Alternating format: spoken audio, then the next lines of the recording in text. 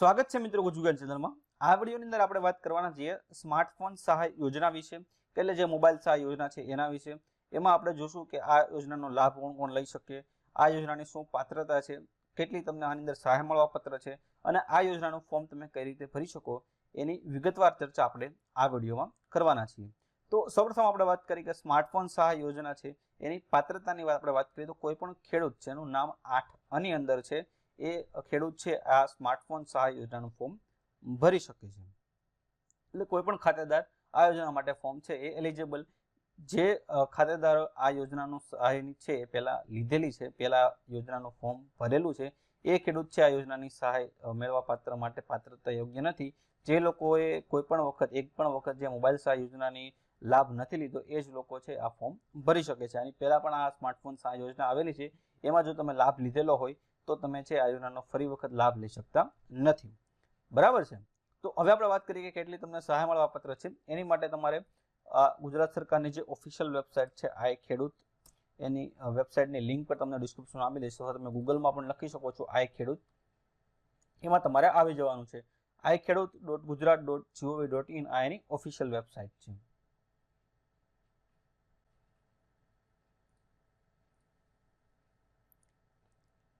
આ વેબસાઇટ ઉપર તમે આવશો પછી તમારે અંદર યોજનાઓમાં આવી જવાનું છે। આ યોજનાનું જે સેક્શન તમને હેડરમાં દેખાય છે એની ઉપર તમારે ક્લિક કરી લેવાનું છે। એમાં તમારે અહીંયા ખેતીવાડી યોજના માટે અહીં ક્લિક કરો, એની ઉપર તમારે ક્લિક કરી દેવાનું છે। એટલે જેટલી પણ ખેતીવાડીની યોજના છે એ તમને અહીંયા મળી જશે।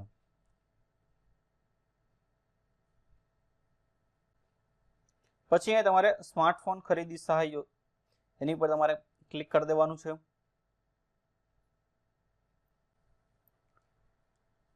પછી તમે જોઈ શકો કે તમને કેટલી સહાય મળવાપાત્ર છે। એમાં લખેલું છે કે સ્માર્ટફોનની ખરીદ કિંમતના 40% સહાય અથવા 6000 બેમાંથી જે કોઈ ઓછું હશે એ તમને મળવાપાત્ર છે। માની લો કે તમે 10,000 નો ફોન લ્યો છે, 10,000 ના 40% થાય 4,000, તો તમને આમ અંદર 4,000 ઓછા છે એટલે તે 4,000 મળવાપાત્ર રહેશે। માની લો કે તમે 20,000 નો ફોન લ્યો છો તો મેક્સિમમ તમને 6,000 જ મળવાપાત્ર છે। 20,000 ના 40% થાય છે 8,000, પણ 8,000 નથી, મેક્સિમમ તમને 6,000 મળવાપાત્ર રહેશે। જે બંનેમાંથી ઓછું હશે એ તમને આ યોજનાની અંદર મળવાપાત્ર રહેશે। પછી આ તમને કેટલી વખત લાભ મેળવી શકો, તો આજીવન તમે એક જ વખત લઈ શકો। અને જે રિમાર્ક્સ આપેલા કે જિલ્લાવાર લક્ષ્યાંકની મર્યાદા મુજબ વહેલાતા પહેલાના ધોરણે અરજી થઈ છે એ ધ્યાને લેવામાં આવશે। અને જેની તારીખ આપેલી છે 18/6 થી તમે 24/6 સુધી છે આ યોજનાનો ફોર્મ ભરી શકો છો। અત્યારે તમારે જો અરજી કરવી હોય તો તમારે અરજી કરો, એની પર તમારે ક્લિક કરી દેવાનું છે।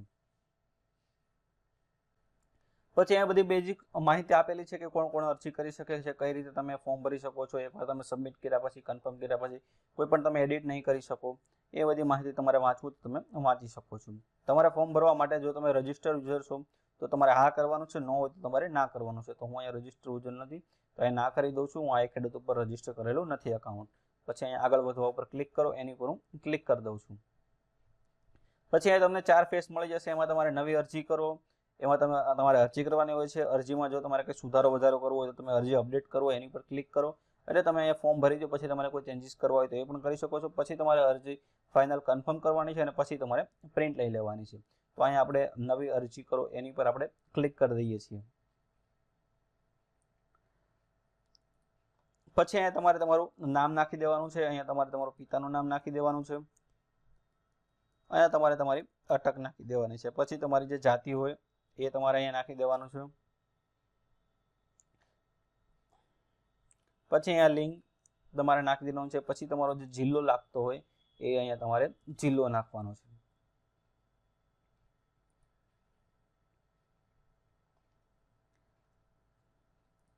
પછી અહીંયા તમારે તાલુકો નાખી દેવાનો છે। પછી જે તમારું ગામ હોય એ અહીંયા નાખી દેવાનું છે।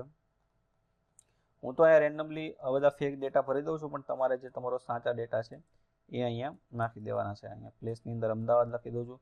પિનકોડ કમ્પલસરી નથી, દિવ્યાંગ છો એ કમ્પલસરી છે તો અહીંયા જવા દઉં છું। ખેડૂતોનો પ્રકાર છે એમાં નાના, સીમાંત અને મોટા, જો 1 થી 2 હેક્ટર હોય તો નાના, 1 થી વધુ હોય તો કે તેથી ઓછા હોય એમાં સીમાંત આવશે, અને મોટામાં 2 હેક્ટરથી વધુ હોય તો અહીંયા સીમાંત આપી દઉં છું। પછી અહીંયા તમારે તમારો આધાર નંબર નાખી દેવાનો છે। આધાર નંબર પછી એમાં અમારો આધાર નંબર કન્ફર્મ કરી દેવાનો છે. તમારી પાસે આત્માનું રજીસ્ટ્રેશન હોય તો તમારે હા કરવાનું છે, ના હોય તો ના કરી દેવાનું છે. સહકારી મંડળના તમે સભ્યો છો કે નહીં, જો હોય તો હા કરવાનું છે, ન હોય તો ના કરી દેવાનું છે. પછી દૂધ ઉત્પાદક સહાયક મંડળીના સભ્ય છો હોય તો યસ, અથવા જે ન હોય તો નો કરવાનું છે.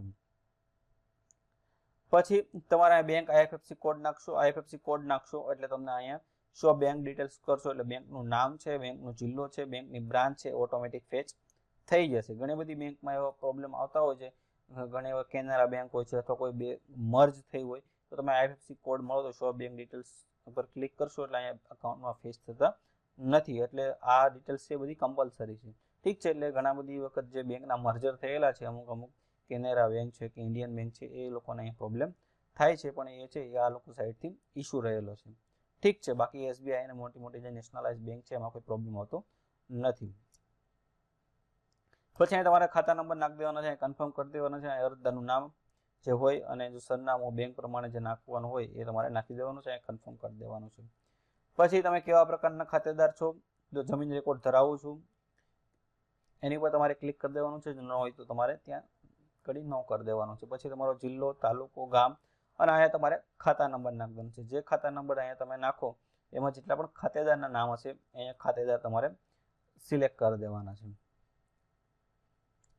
જમીનનો પ્રકાર, જેટલા પણ હેક્ટરમાં જમીન હશે એની માહિતી આવશે. પછી અહીંયા તમારે રેશન કાર્ડ નંબર નાખી દેવાનો છે. અહીંયા તમે સર્ચ કરશો એટલે તમારે રેશન કાર્ડની માહિતી આપવાની છે અને જે વ્યક્તિનું તમે એપ્લિકન્ટનું જે નામ હોય એ અહીં તમારે સિલેક્ટ કરી દેવાનું છે. એ તમે સિલેક્ટ કરી દેશો એટલે આ કેપ્ચા કોડ નાખીને અરજી સેવ કરશો એટલે તમારી અરજી સેવ થશે અને તમારો અરજી નંબર તમને મળી જશે.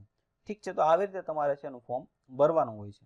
જો તમે ફોર્મ ભરતી વખતે કંઈ મિસ્ટેક કરી છે, કંઈ ભૂલ કરી છે, તમે અહીંયા અરજીને અપડેટ કરો એની પર તમે ક્લિક કરશો. અહીંયા તમારે તમારો અરજી નંબર નાખવાનો છે.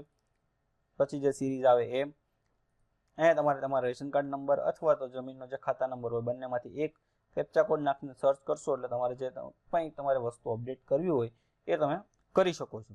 પછી તમારે અરજી જો અપડેટ ના કરવાની હોય અને બધું કન્ફર્મ હોય તો તમારે આ અરજી છે તમારી કન્ફર્મ કરી લેવાની છે. અને અરજી તમારી કન્ફર્મ થઈ જાય એટલે અરજી પર પ્રિન્ટ મેળવવા પર ક્લિક કરો. એમાં તમે ક્લિક કરશો એટલે તમારો અરજી નંબર ને આ બધી માહિતી નાખશો એટલે તમારી અરજીની તમને પ્રિન્ટ છે મળી જશે. પ્રિન્ટ મળ્યા પછી હવે તમારે આગળની જે પ્રોસેસ કરવાની છે એમાં આ જેટલા પણ ફોર્મ ભરાણા હોય છે એ રેન્ડમ વાઇઝ સિલેક્ટ થશે. બધા લોકોના ફોર્મ છે પાસ થતા નથી, કેમ કે લાખોની અંદર ફોર્મ ભરાતા હોય છે અને યોજનાનું જે બજેટ હોય છે લિમિટેડ હોય છે. એટલે જેટલા પણ લોકોની અરજી પાસ કરવામાં આવશે એ લોકોને મેસેજ આવી જશે કે તમારું ફોર્મ છે પાસ થઈ ગયું છે. પછી ફોર્મ તમારું પાસ થઈ જાય, તમે અરજી ભરો, છેલ્લી તારીખ છે 24 તારીખ, તો 24 જૂન છે અને 24 તારીખ છે, એક મહિનાની અંદર આ લોકોનું નક્કી કરતા હોય છે. જો તમારે મેસેજ આવી જાય કે તમારી અરજી મળી ગઈ છે પછી તમારે ફોન પરચેસ કરવાનો છે. ઠીક છે. એ તમે ફોન પરચેસ કરી લો. માનો કે 10,000નો તમે સેમસંગનો ફોન છે એ લીધેલો છે, તો એ 10,000નો સેમસંગનો ફોન લો એટલે તમારી પાસે એનું જીએસટી વાળું બિલ હોવું જોઈએ. એક તમારી પાસે જીએસટી વાળું બિલ, એક તમારા બેંક પાસબુકની ઝેરોક્સ અથવા કેન્સલ પાસબુકની નકલ, પછી તમારે તમારા જે જમીન રેકોર્ડ છે એમાં 8 અને 7/12ની નકલ અને તમારું આધાર કાર્ડ છે એ તમારા તાલુકા ઓફિસના જે ગ્રામ સેવક છે એની પાસે તમારે જમા કરાવવાનું છે. તો આ બધા ડોક્યુમેન્ટ તમારા જે ગ્રામ સેવક પાસે તાલુકાની અંદર જમા કરાવશો એટલે મેક્સિમમ 1 થી 2 મહિનાની અંદર જે પણ સહાય તમને મળવાપાત્ર રહે છે 40% કે 6,000 જે બંનેમાંથી ઓછું હશે એ તમારા અકાઉન્ટની અંદર આવી જશે. તો આ રીતે છે આને આખી પ્રોસેસ કરવાની હોય છે. તો આની અંદર તમારે ખાસ કાળજી રાખવાની છે કે પહેલા તમારે ફોન પરચેસ નથી કરવાનો. તમારી અરજી ત્યાં પાસ થઈ જાય આ ખેડૂત દ્વારા, એટલે કે જે ગવર્મેન્ટ ઓફ ગુજરાત દ્વારા આ ફોર્મ પાસ થઈ જાય. આ ખેડૂત છે એ ગવર્મેન્ટના જે આપણો ખેતીવાડી વિભાગ છે એના અંડરમાં આવે છે. તો એ તમારું ફોર્મ ખેતીવાડી વિભાગમાંથી પાસ થઈ જાય પછી તમારે જે ફોન પરચેસ કરવાનો છે. ત્યાં સુધી જો તમે પહેલા ફોન પરચેસ કરજો તો આની ગેરંટી નથી કે તમને આ પૈસા છે મળશે ને મળશે. ઠીક છે. એકવાર જો તમારી અરજી પાસ થઈ ગઈ, તમારે મેસેજ આવી ગયો તો તમને છે એ જેટલા પણ ડોક્યુમેન્ટ તમે સબમિટ કરો જે ઓકે હશે તો તમારા અકાઉન્ટની અંદર છે એ સહાય આવી જશે. પણ જો આ અરજી તમારી ગવર્મેન્ટ દ્વારા અપ્રૂવ થઈ જાય ટૂંકમાં પછી તમારે છે એ ફોન પરચેસ કરવાનો રહે છે. ઠીક છે. તો આ રીતે છે આખી પ્રોસેસ કરવાની હોય છે. તો આ વિડીયોની અંદર આપણે વાત કરી કે સ્માર્ટફોન સહાય યોજનામાં કોણ કોણને મળવાપાત્ર છે, કેટલી સહાય મળવાપાત્ર છે, કઈ રીતે તમે ફોર્મ ભરી શકો અને કઈ રીતે આખી પ્રોસેસ કરવાની હોય છે એની વિગતવાર માહિતી આપણે આ વિડીયોમાં જોઈ. આના સંબંધિત જો તમને કોઈ પ્રશ્ન હોય તો તમે કોમેન્ટ સેક્શનમાં જણાવી શકો છો. તેનો જવાબ દેવા હું પૂરતો પ્રયત્ન કરીશ. આ વિડીયો જોવા માટે તમારો ખૂબ ખૂબ આભાર.